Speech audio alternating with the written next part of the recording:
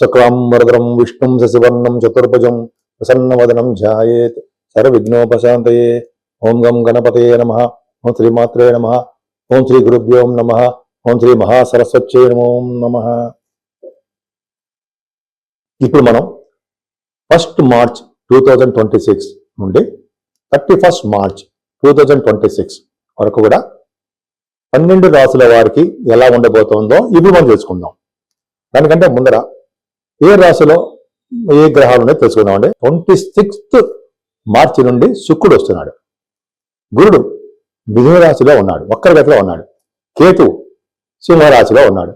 అలాగే రవి, బుధ, కుజ, శుక్ర, రాహువులు కుంభరాశిలో ఉన్నారు.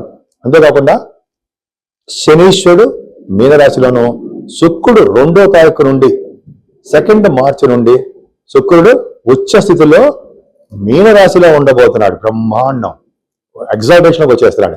రవి 15వ తారీఖు నుంచి మనకి మీనరాశిలో వస్తున్నాడు. ఇప్పుడు వాళ్ళు ఇచ్చే ఫలితాలు ఒక్కొక్కటి తెలుసుకుందామండి. ముఖ్యంగా ఈ నెల మొత్తం కూడా కాలసర్పదోషంలోనే ప్లానెట్స్ అన్ని ఉండిపోయాయండి. అంటే మనిషి మీద ప్రభావం అనేది చాలా తక్కువ చూపిస్తాయి.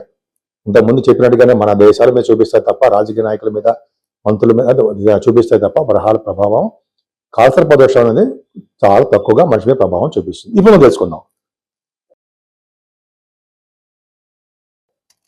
ముందుగా మేషరాశి. మేషరాశి వారికి ఈ వారం మొత్తం కూడా ఈ నెల మొత్తం కూడా, మార్చి నెల మొత్తం కూడా చాలా చాలా దివ్యంగా బాగుంది. అదృష్టవంతులుగా ఉంటారు. ముఖ్యంగా ధనం విషయంలో ఏమాత్రం ఇబ్బంది పడరు.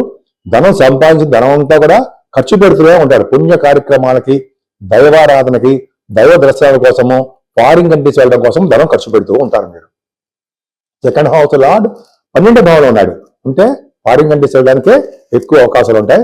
ధనం బాగా ఉంటుంది. కానీ కుటుంబంలో కూడా, కుటుంబం నుంచి వీళ్ళు కొంత దూరంగా ఉండడానికి అవకాశాలు కూడా ఉన్నాయి. శనీశ్వరుడు చూస్తున్నాడు కదా కుటుంబ స్థానాన్ని. చిన్న చిన్న దోషాలు కూడా కుటుంబ స్థానంలో ఉన్నాయి. ఏదేమైనా మీ రాశి వారికి గురు ప్రభావం కూడా దగ్గర ప్రాంత ప్రయాణాలు చేయడము, తోబుట్టువులంటే విశేషమైనటువంటి సంతోషంగా ఉండడము, అదృష్టం కలగడము, ధైర్యంగా ముందుకెళ్ళడము, అంతేకాకుండా వార్తా సంస్థల్లో పనిచేసే వారికి బాగుండడము జరుగుతుంది. ఏదేమైనా మీ ఎడ్యుకేషన్ విషయంలో ఏమాత్రం ఇబ్బంది పడరండి. చక్కటి చదువు రావడము, మ్యూజిక్ రంగంలో బాగా డెవలప్ అవడము, సంగీత సాధన చేయడము, కొంతమందికి గాయకులు ఉంటారు, యాంకరింగ్ వృత్తులు ఉంటారు, వాళ్ళకి బాగుండడము జరుగుతుంది. 5వ స్థానంలో కేతువు వాళ్ళ మీ సంతానం ఉండబోతే, లేకపోతే ఫస్ట్ ఆడపిల్ల పడడానికి అవకాశం ఉంది. మీ జాతకాల్లో కూడా చూసుకోండి, 5వ స్థానంలో కేతు ఉంటే ఆడపిల్ల పడడానికి అవకాశం ఉంటుంది అని చెప్పి శాస్త్రం చెప్తోంది. అంతేకాకుండా స్టాక్ మార్కెట్లో కూడా మీ ధన సంపాదన బాగుంటుంది. కళారంగంలో కూడా మీకు రాణించడానికి అవకాశాలు ఎక్కువ ఉంటాయి. కానీ మీకు శత్రువుల భయం, శత్రువుల వల్ల బాధ మీకు పొంచి ఉంది అని మాత్రం చెప్పచ్చు. వివాహాది వేడుకలు, శుభకార్యాలు, ధర్మకార్యాలు, భార్యాభర్తల యొక్క దాంపత్య జీవితం చాలా పర్ఫెక్ట్గా ఉంది. ఇంత ముందుగా కాకుండా మీకు దగ్గర సంబంధాలు, మంచి సంబంధాలు జరగడానికి అవకాశం ఉంది. తీర్థయాత్రలు, పుణ్యక్షేత్ర దర్శనాలు, విదేశాలకు వెళ్ళడాలు ఇవన్నీ జరుగుతాయి. ముఖ్యంగా మీరు భగవంతుడి యొక్క దర్శనాలు చేసుకోవడానికి అవకాశం ఉందంటే, అంతేకాకుండా మీ గురువు గారిని, పీఠాధిపతుల్ని కలవడము, విదేశాలకు ఉన్నతమైన విద్య రీత్యా వెళ్ళడము జరుగుతుంది. ఈ రాశి వాళ్ళకి 10th హౌస్ లార్డ్ వైభవం ఉన్నాడు కాబట్టి మీకు చేస్తున్నటువంటి ఉద్యోగంలో మార్పులు వస్తాయి. అంతేకాకుండా మీరు కోరుకున్న చోటకు కాకుండా ఇష్టం లేని చోటకి మీరు ట్రాన్స్ఫర్ అవ్వడం జరుగుతుంది. ఏదేమైనా మీ ఉద్యోగంలో అంటే సాఫ్ట్వేర్ ఉద్యోగస్తులకు కానీ, లేకపోతే గవర్నమెంట్ సంబంధించిన ఉద్యోగస్తులకు కానీ, ప్రైవేట్ రంగ సంస్థలు చెప్పినట్టుగానే సాఫ్ట్వేర్ చెప్పాను కదా, వాళ్ళందరూ కూడా కొద్దిగా కష్టపడాలండి. కష్టపడకపోతే మీరు రాణించలేరు. పైగా మీకు శని బాధ కూడా అయ్యాడు, 12వ భావంలో ఉన్నాడు కాబట్టి ఉద్యోగ రీత్యా మీకు బాధపడడానికి అవకాశాలు ఉన్నాయి. చిన్న ప్రాబ్లమ్స్ మీ పై అధికారి చేత ప్రాబ్లమ్స్ ఉంటాయి. కానీ రవి, బుధ, కుజ, శుక్ర, రాహువులు ఆ రవి 15వ తారీఖు నుంచి మారుతున్నాడండి. శుక్రుడుగా మారిపోతున్నాడు. అంటే రవి బుధులు రాహుతో కలిసి ఉంటారు. రవి బుధులు రాహుతో కలిసి శుక్రుడు ఉంటాడు కాబట్టి కుజుడు. సో ఈ 4 గ్రహాలు 11వ భావంలో గ్రహాలు ఉండడం వల్ల ముఖ్యంగా మీరు చేస్తున్న బిజినెస్ లో బాగా డెవలప్ అవుతారు. రియల్ ఎస్టేట్ రంగంలో బిజినెస్లకి బాగా డబ్బులు వస్తాయి. అంతేకాకుండా ఈ రవి బుధుల వలన, రవి కూడా మారిపోతాం కాబట్టి బుధ కుజుల వలన మ్యాథమెటిషియన్స్ గాను, ఆడిటర్స్ గాను, ఇంజనీరింగ్ విభాగాల్లో ఉండేవారు గాను, అంతేకాకుండా కొంతమంది మీలో కొంతమంది కూడా డాక్టర్స్ గా విదేశాలు వెళ్ళడానికి, డాక్టర్స్ గా బాగా డెవలప్ అవడానికి అవకాశాలు ఉన్నాయి. లాభస్థానం రాహుతో కలిసినటువంటి కుజుడు ఉన్నాడంటే లాభాలు అధికంగా వస్తాయి. సినిమా రంగంలో ఉన్న వాళ్ళకి బాగుంటుంది అని చెప్పొచ్చు. ఇంకా శుక్రుడితో కలిసినటువంటి శనేశ్వరుడు second house lord, seventh house lord వ్యయభావంలో ఉన్నారు. అంటే మీ భార్య గారికి కానీ, మీ భర్త గారికి కానీ ఏది కావాలన్నా అది కొని పెడతారు మీరు.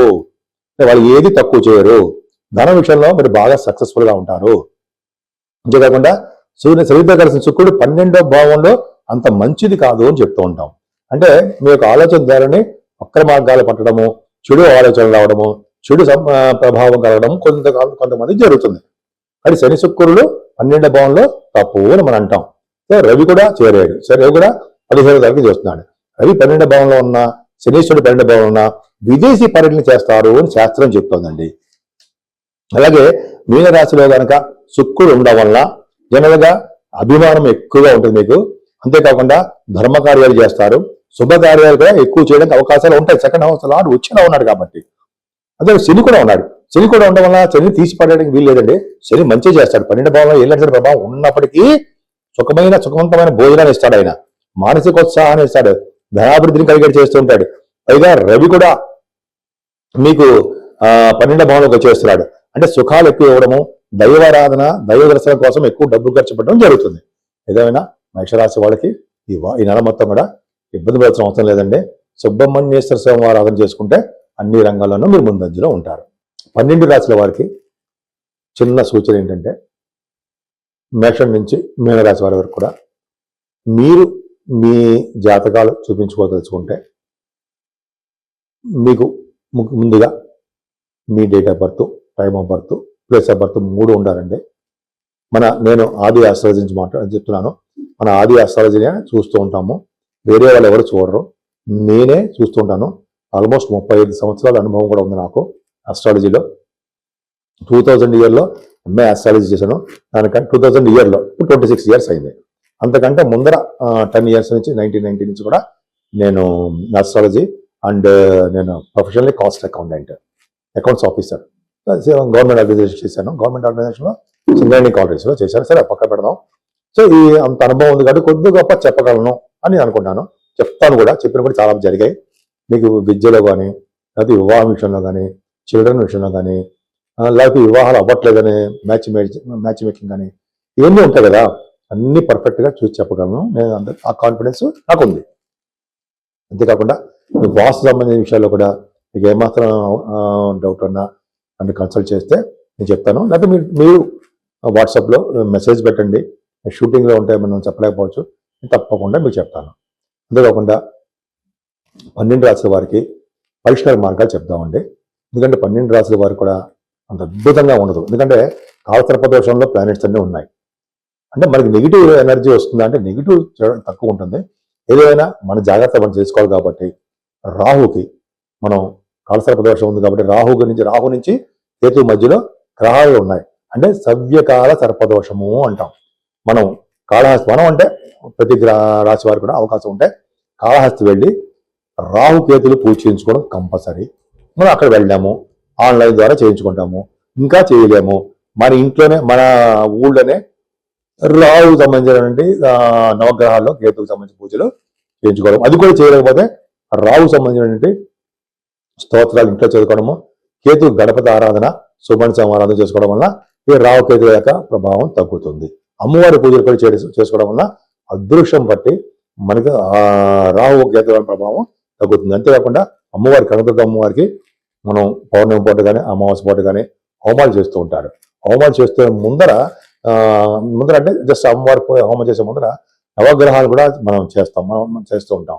సో నవగ్రహాలు చేయడం వల్ల ప్లస్ అమ్మవారికి హోమాలు చేయడం వల్ల చండీ హోమం ఈ 12 రాశుల వారికి నవగ్రహాల వల్ల వచ్చే దోషాలు చాలా మటుకు తగ్గుముఖం పడడానికి అవకాశాలు ఎక్కువ ఉన్నాయి. అంతేకాదండి, శనీశ్వరుడు కూడా మనం చెప్తూ ఉంటాం కదా, శనీశ్వరుడు దోషం కూడా చాలా ఉంటుంది. అష్టమ శని దోషము, అర్ధాష్టమ శని దోషము, ఏలినాటి శని ప్రభావం అంటూ ఉంటాం. సో ఈ మీకు రాశులు తెలుసు ఎవరెవరికి ఉన్నాయో. సో ఈ రాశి వాళ్ళు కూడా శని దోషం తగ్గడానికి ఓం సం శనీశ్వరాయ నమః, ఓం సం శనీశ్వరాయ నమః, ఓం సం శనీశ్వరాయ నమః మంత్రం కానీ, లేదా మనం మందపల్లిలో పూజ చేయించుకోవడం కానీ, తిరునల్లారు వెళ్ళడం కానీ అవన్నీ మనం చేయలేము. మన ఊళ్ళోనే శనీశ్వరుడికి 7 శనివారాలు దండం పెట్టుకోవడం, ఆంజనేయ స్వామి వారి దర్శనం చేసుకోవడం, వెంకటేశ్వర స్వామి వారి దగ్గర అంటే దగ్గర కాదు, ధ్వజస్తంభం కొంచెం దగ్గరలోనే అఖండ దీపారాధన, ఒక పెద్ద ప్రమిదిలో ఒక ఒత్తి వేసి దీపారాధన చేయాలి. ఆ చేసిన పుణ్యం వెంకటేశ్వర స్వామి వారు శనీశ్వరుడికి ట్రాన్స్ఫర్ చేసి మనకు ప్రభావం తగ్గిస్తారని చదివాను ఎక్కడో, అది కరెక్ట్. తర్వాత శివాభిషేకాలు ఎప్పుడూ మర్చిపోకూడదు. శివుడికి అభిషేకం చేసుకోవడం వలన సర్వ దోషాలు సర్వ పాపాలు హరిస్తాయని చెప్తూ ఉంటాం మనం. కాబట్టి రాహు వలన, కేతు వలన, అసలు 12 గ్రహాల వలన వచ్చే దోషాలు, 12 రాసుల్లో 9 గ్రహాల వల్ల 9 గ్రహాల వల్ల వచ్చే దోషాలు కూడా ఒక్క శివుడు అభిషేకం చేయడం వలన, శివుడికి మారేడుదనం సమర్పించడం వలన, అలాగే పార్వతీ అమ్మవారిని పూజించడం వలన కూడా దోషాలన్నీ పరిహారం అవుతాయి అంటే సందేహం లేదు.